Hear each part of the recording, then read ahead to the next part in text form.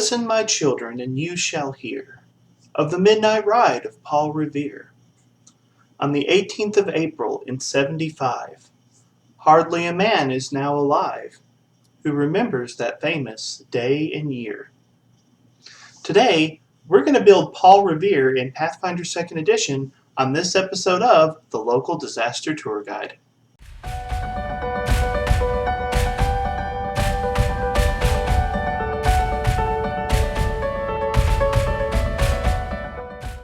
Hello everyone, my name is Mark and I am the Local Disaster Tour Guide.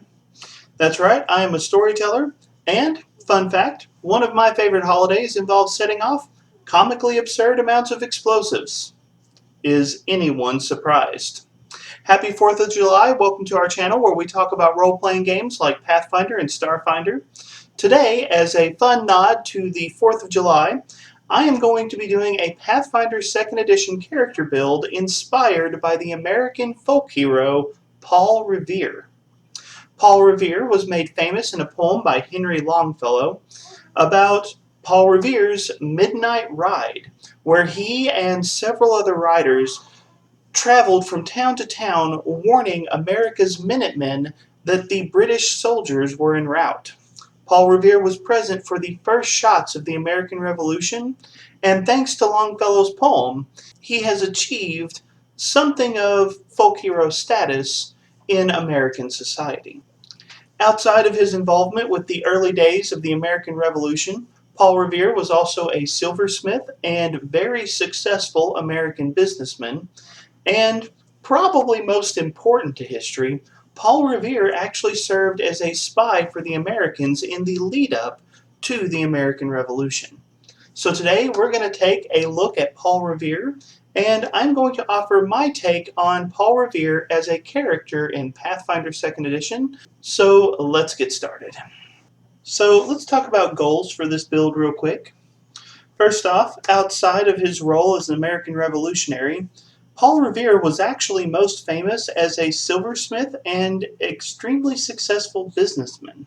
So we want to make sure that we can reflect his skills as a craftsman in the course of this build. Second, his wealth and skills as a craftsman gave him the connections necessary that he was actually most helpful to the Americans as a spy against the British. So we want to make sure that this build has plenty of espionage skills inside of it. And finally, most importantly for this build, Paul Revere's Midnight Ride. The event made famous by his poem, Paul Revere needs to be a champion rider. So those are the things we're going to try to reflect as we go through this build. Also, a couple of quick points. First off, I realized that translating Paul Revere into a fantasy game is going to give him a number of abilities and magical accomplishments that didn't happen in the real world. But as any armchair historian knows, Paul Revere has already been made larger than life by Longfellow's poem, so I don't mind embellishing a little bit.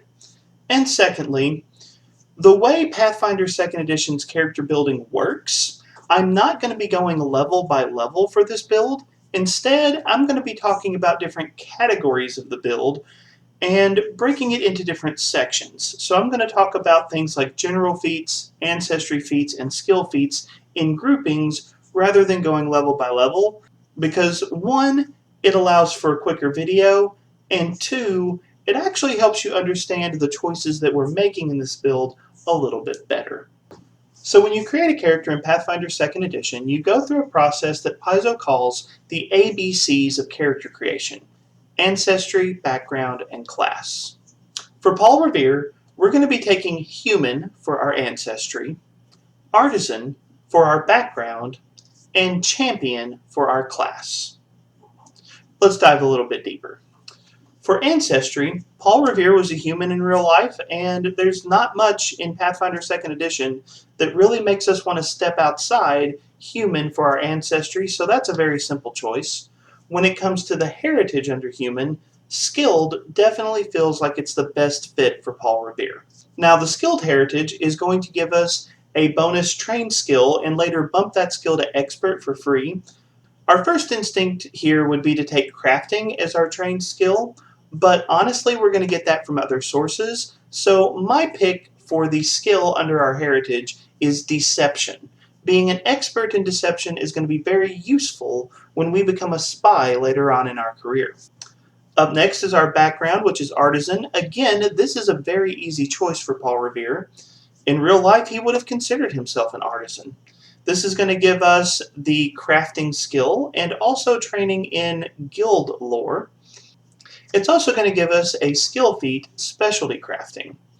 Now, there is no silversmithing or metalworking specialty listed in Pathfinder 2nd Edition, but I think either of those would be very appropriate choices for Paul Revere, so talk to your DM and see what they feel like using, but that would be my suggestion. And last, we get to talk about Paul Revere's class. Paul Revere is going to be a champion. Now, there are a couple of reasons why I have chosen champion for Paul Revere's class.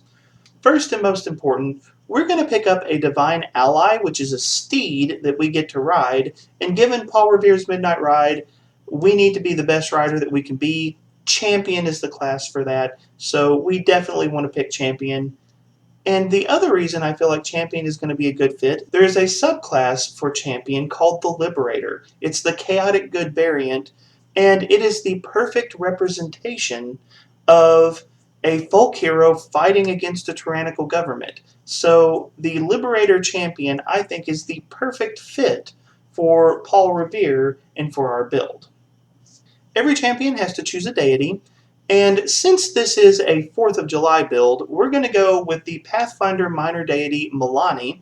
She is the deity of devotion, hope, and uprisings. Talk about a perfect fit. If I'm being honest, the Golarian minor deity Brig might be a better fit for Paul Revere in real life, but 4th of July, we've got to go for the American Revolution, so we're going to go with Milani and her wonderful freedom domain. She is our pick for deity. And because we have Milani as our champion deity, that means we're going to start trained in the religion and society skills. Before we pick our other skills for this level, we've got to talk about our attributes. Here's how I want to break down our ability boosts for our Paul Revere build. From our ancestry, we get 2 boosts, strength and intelligence. Strength is important to the champion, intelligence is important to our crafting. For our background, we get 2 more ability boosts, again, strength and intelligence. Champion will give us a free ability boost in strength, and then we get 4 more ability boosts that we can put wherever we want. Strength, Constitution, Wisdom, and Charisma are going to be my picks. This will give us a starting strength of 18, very important for a melee build. Our dexterity is a flat 10. It's not going to get very high, but champions use heavy armor anyways. 12 in Constitution gives us a little bit of durability when we get into battle. We have an intelligence of 14, which is respectable, and will allow us to do a little bit of multi-class archetyping later on. And then we'll have a 12 in wisdom and charisma. We've got some social skills and some perception to help us as we help the American revolutionaries. So that gives us a really excellent basis that we can build on as we progress this character. Now, before I get into the different categories of choices we get to make for Paul Revere, I do want to talk about 2 particular abilities that you automatically get from the champion class, which are going to be very relevant for us. One is a reaction that we get at first level called Liberating Strike. If an enemy damages our ally or grabs or grapples our ally and we're within 15 feet, we get to hit the enemy and we get to give our ally a chance to escape if they've been grabbed. Famously, Paul Revere was captured during his midnight ride, but his allies were able to escape. So I think this is actually a very fitting ability for us, and it is a key defensive ability that we'll be able to use repeatedly throughout our adventures. The other really important champion ability that we're going to get is at 3rd level. It's our Divine Ally, and the choice here is definitely the Steed Ally. Again, we're a rider. We want to make sure that we are prepared to sound that alarm so that the Minutemen are ready when the battle begins. The foundation has been established. Let's build on it.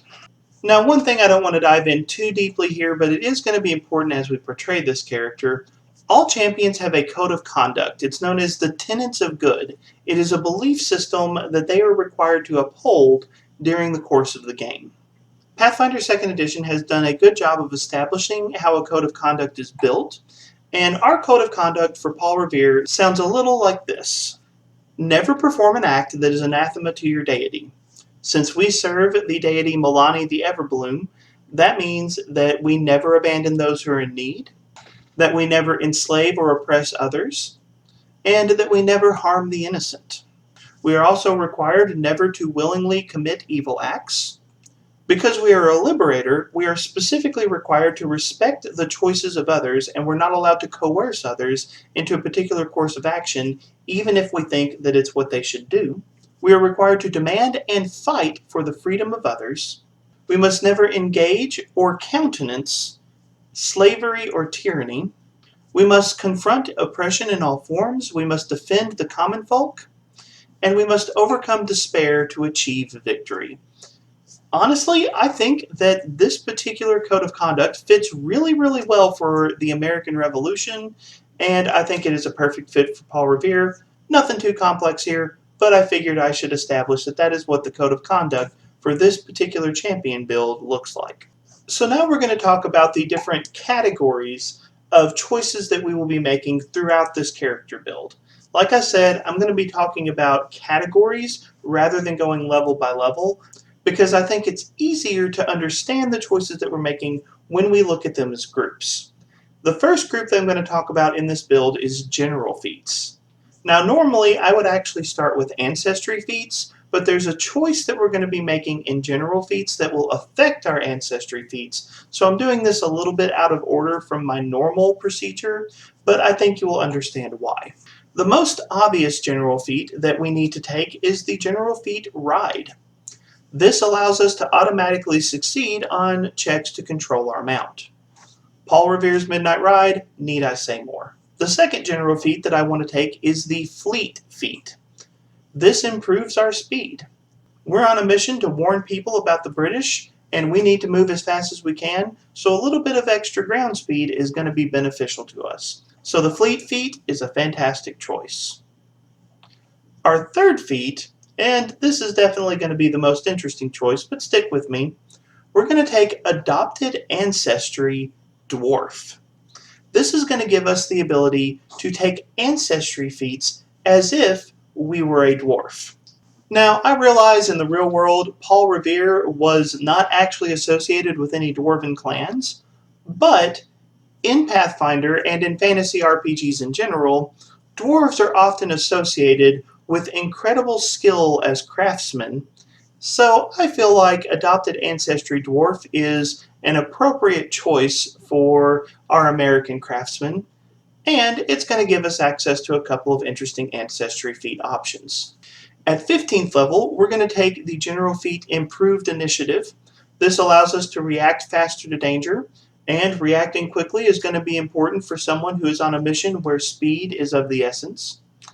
And lastly, at level 19, we're going to take the general feat Incredible Investiture. This is going to allow us to invest more magical items. When we talk about skill feats, we're going to be investing very heavily in crafting as a skill and in skill feats associated with crafting. So, since we're going to have so many crafted items around us, it makes sense that we'd be able to invest more of them. So, those are our general feats. Now let's move on to ancestry feats. So next up is ancestry feats. We will get ancestry feats at first level and every 4 levels after that.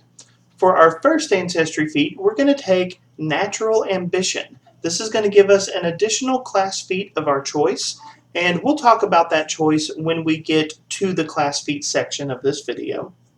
At 5th level and 9th level, we're going to take Clever Improviser and Incredible Improvisation. Clever Improviser makes us better at untrained skills, and then Incredible Improvisation allows us to functionally act as if we were an expert in one untrained skill once a day. In our role as a revolutionary, we're going to see a lot of different events. We're going to be involved in a lot of different things. So I think it makes sense for Paul Revere to be something of a jack of all trades. And these two feats help us to accomplish that very effectively. Finally, for our ancestry feats for 13th and 17th level, we're going to use that adopted ancestry dwarf to pick up a couple of dwarf ancestry feats. The first one we're going to take is Unburdened Iron. The most important effect of Unburdened Iron is we do not take a penalty to our speed from wearing heavy armor. I've already said several times that speed is of the essence with this build, and not being weighed down is definitely going to be helpful when it comes time for us to make that very important trip across the colonies. Then at 17th level, we're going to pick up a Dwarf Ancestry feat option from the Lost Omens character guide called Battle Forger. This allows us to basically treat one weapon or suit of armor as if it were magical every single day, and we can change which weapon or suit of armor we're choosing to treat as magical every day. This feat, I think, is one of the best ways that we can represent Paul Revere's incredible skills as a craftsman. So, those are our ancestry feats. I think the logical choice now is to dive into the class feats that we're going to take as a champion. So now we come to class feats, and apparently my son has decided that he really wants to crash another one of my videos. So here is Nicholas making a guest appearance as we talk about our class feats. Class feats are the core of any build in Pathfinder 2nd Edition, and we have a lot of important choices to make here. So I want to go over what our choices are, and then we'll come back and talk about the reasoning behind them. At first level, we're actually going to get 2 class feats because of the bonus feat that we get from the Ancestry choice. We're going to take Deity's Domain for the Freedom Domain, and it will give us a focus spell called Unimpeded Stride. And in an effort to be as confusing as possible, we're also going to take a Paladin class feat called Unimpeded Step. So Unimpeded Stride is our focus spell, and Unimpeded Step is our other first level class feat. At second level, we're going to take a multi-class archetype. We're going to take the Alchemist dedication. Then at 4th level, we're going to take the Aura of Courage class feat. At 6th level, we're going to pick up Loyal Warhorse. At 8th level, we're going to take Advanced Deity's Domain to get another focus spell for the Freedom Domain. We're going to get the Word of Freedom focus spell. At 10th level, we're taking another multi-class archetype feat, Expert Alchemy. Then at 12th level, we're going to take Imposing Destrier, at least I hope that's how you pronounce it. At 14th level, multi-class archetype again, Master Alchemy. At 16th level, we're going to take Auspicious Mount. At 18th level, we're going to take Liberating Stride. And then we're going to finish off the build at 20th level with Celestial Mount. So let's talk about these. Now, there are several feats that are obviously going to be core to our build, which is basically everything to do with our Divine Ally Steed. That's Loyal Warhorse, Imposing Destrier, Auspicious Mount, and Celestial Mount. Loyal Warhorse will make our Divine Ally Steed into a mature animal companion, making it stronger, and also making it easier to command. Imposing Destrier is going to allow us to add the Nimble template to our Warhorse. And then Auspicious Mount allows us to give our mount a specialization. Now, champions have access to a unique specialization, but we're not actually going to go for that one because the Racer specialization actually fits better with what we're trying to achieve. Finally, we're going to cap off at 20th level with Celestial Mount, which literally gives us a flying mount. If you've got to spread a warning far and fast and wide, there's nothing better than a flying mount to help you get there. So those feats all exist to kind of support that core rider archetype for Paul Revere.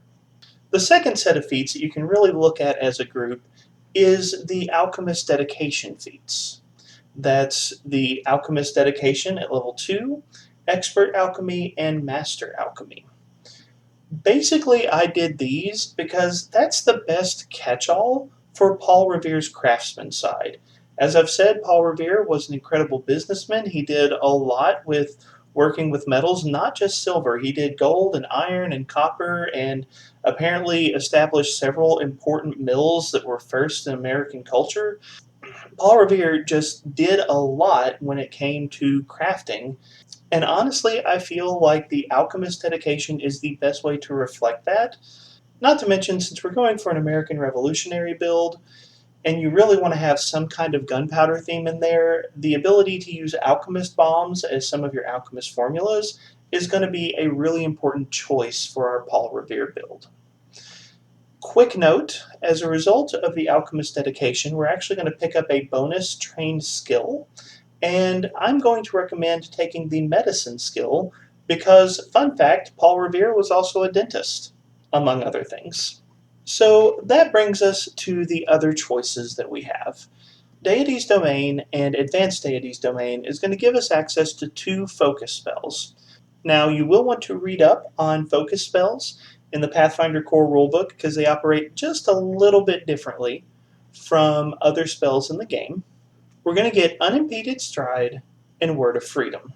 Unimpeded Stride is an action that allows us to immediately break any kind of grapple or restraint that has us, and then move our speed with no restrictions whatsoever. This is a great get out of trouble card that we can pull whenever we need it. Word of Freedom is a focus spell that we can use to basically free our allies, not just from grabbed or restrained conditions, but also from things like paralysis and confusion. We speak a word and we help them get to safety. So these 2 effects are going to be really useful when we have to rescue our allies from British soldiers who might have captured them.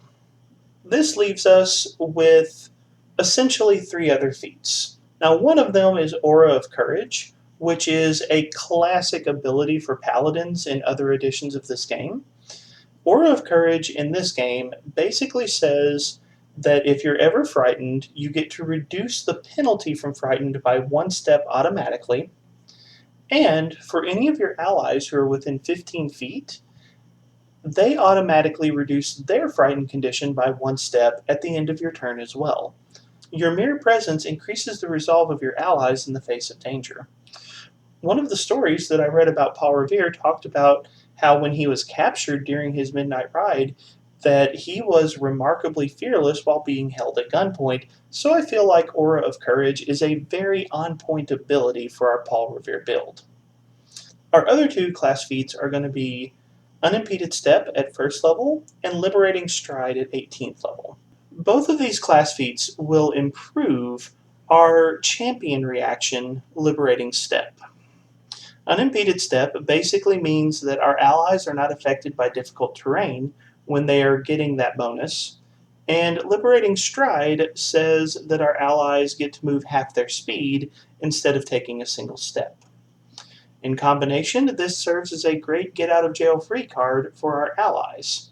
I will admit our 18th level choice, Liberating Stride, is technically a 12th level class feat, so there may be some more powerful options that you would prefer in your game, but I do feel like that is the most flavorful choice for Paul Revere, and so that is the choice I'm going with in this build. So that takes care of the heart of our Paul Revere build, the class feats, so now let's talk about skills. So now we get to talk about skills for this build. And I will admit, I just realized that I forgot to finish talking about something earlier, the skills that we have at 1st level. So real quick, I'm going to go over those again. From our human heritage, we ended up with the Deception skill, which will eventually hit Expert proficiency. From our background, we took the Crafting skill, and we also took the Guild Lore skill. And then from our class, we got the Religion skill and the Society skill automatically. On top of that, I want to take Stealth, Thievery, Diplomacy, and Nature. So Stealth, Thievery, and Diplomacy all support the espionage side of Paul Revere's history. And Nature is basically our Control an Animal skill, so we definitely need that as well. I mentioned in the class feats section that we're going to get another trained skill from the Alchemist dedication. Again, I recommend medicine for that. Paul Revere was a dentist, so I think that that is an appropriate pickup there. And later in this video, we're going to talk about ability boosts. We are going to have some intelligence boosts at 15th and 20th level. Those boosts will give us additional trained skills as well. And I'm going to recommend occultism and survival. Survival just kind of fits in with the writer theme that we've already been going with. And I picked occultism kind of just because. Really, for that skill, you could switch out anything that you feel is appropriate. So we have a pretty decent assortment of trained skills. And on top of that, our ancestry feats of clever improviser and incredible improvisation are going to make us pretty decent with other skills in the game. However, that is not where skills end for our character, because we get to improve our skills throughout the course of the game as well. Every odd level, starting at 3rd level, we get to improve a skill.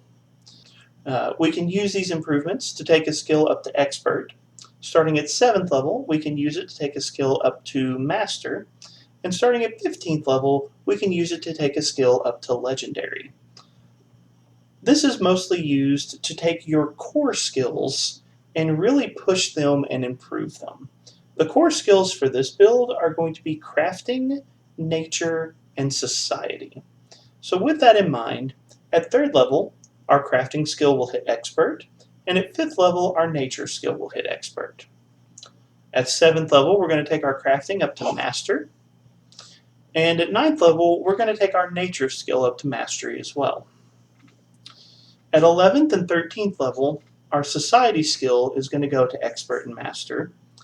And then at 15th level, we'll take our crafting to Legendary, 17th level, nature to Legendary, and finally at 19th level, we will also be Legendary in the society skill as well. This is going to allow us to really focus in on the 3 core areas of our build: Paul Revere's skill as a craftsman, Paul Revere's famous midnight ride, and Paul Revere's role as a spy. Still, skill bumps aren't everything in this system.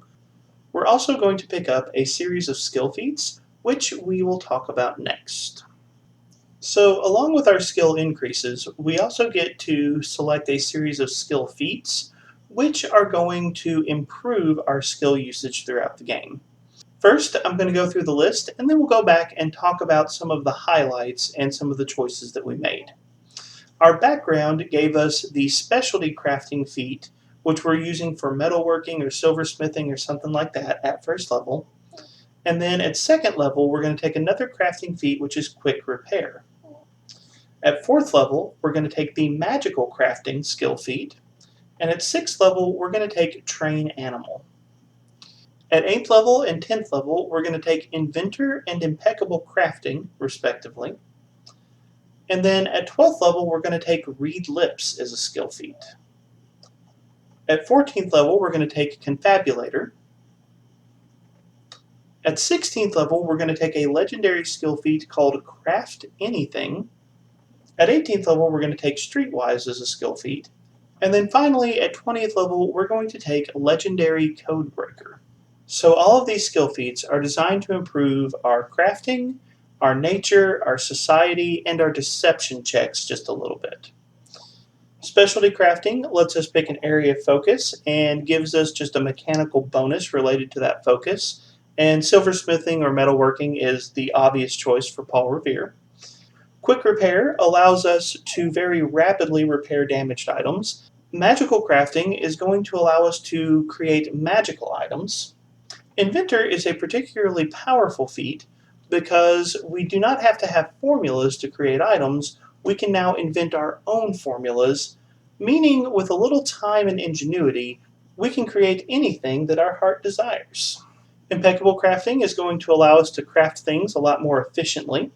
Craft anything is a particularly powerful crafting feat that lets us ignore the vast majority of requirements when it comes to designing and crafting items, which really means if you have the time and the will, you can build it, and that is a very powerful ability. It is very flexible, and don't overlook the creative implications of this skill feat. Train animal is going to be useful for training our loyal warhorse that we get to use. But read lips and confabulator is where we're going to start getting some more espionage-oriented skill feats. Read lips is going to allow us to sit in on conversations that we're not necessarily a part of, and confabulator allows us to keep the lies going when we have to protect our cover. The Streetwise skill feat allows us to use our legendary society skill in order to gather information. Finally, the legendary Codebreaker skill feat is going to allow us to read coded messages extremely efficiently and extremely quickly, and can even allow us to gain word-for-word understanding of coded messages if we get a critical success. So this list of skill feats taken together is really going to help us enhance the core skills for this Paul Revere build. The last thing that we need to talk about is going to be ability score boosts, because we're going to get a few more of those as we level up as well. So the last thing that we need to consider for this build is going to be ability boosts. We will get 4 ability boosts at 5th, 10th, 15th, and 20th level.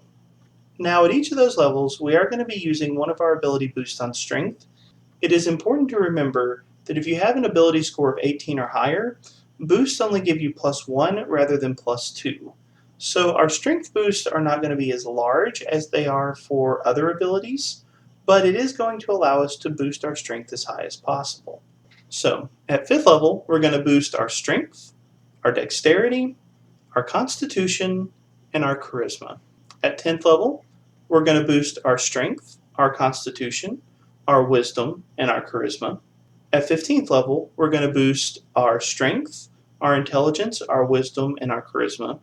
And at 20th level, we're going to boost our strength, our dexterity, our constitution, and our intelligence.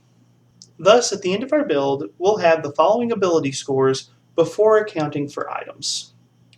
Our strength is going to be a 22, giving us a +6. Our dexterity is going to be a 14, giving us a +2. Our constitution, intelligence, and charisma are all going to be 18s, giving us a very respectable +4. And finally, our wisdom will be a 16, giving us a +3. This is a nice, diverse set of ability scores. Our dexterity is a little low, but please remember we are using heavy armor. And as a champion, we're going to have extremely good defensive abilities anyways, so the lower than normal dexterity is not going to be terrible for us. And with that, we have now made every choice that we need to make from 1st level to 20th level. So now we have a completed build that has been inspired by Paul Revere. There is a lot to like about this build. We are extremely mobile, especially when we are using our celestial mount. We can get word to our allies very quickly and very effectively. Additionally, we are very good at helping our allies get out of harm's way. We can get into danger and rescue them and get them out of danger with great effect. Additionally, we have made excellent use of the crafting skill, which, as long as we have sufficient downtime, gives us incredible flexibility and allows us to respond really well to the needs of our campaign. Finally, we've thrown a decent mix of espionage skills into this build, allowing us to be effective in social engagements and not just combat encounters. So there's a lot of variety and versatility in this build. We're durable, we're effective, and we are prepared to fight for our independence. But let me throw the conversation over to you. What do you think about this build for Paul Revere? Are there any choices that you would make that are different? Let me know in the comments down below. Give me your thoughts and suggestions, and let me know if you enjoy videos like this. I would be interested in doing more character builds for Pathfinder 2nd Edition, so if this is material that you enjoy, let me know, and I may add more videos like this in the future. Finally, if you enjoyed this video, like it and share it. Help this channel to grow. Thank you so much for joining us, and thank you for your patience as Nicholas decided he really had to be a part of this video as well. I hope everyone has a safe and memorable holiday weekend. Have a wonderful day.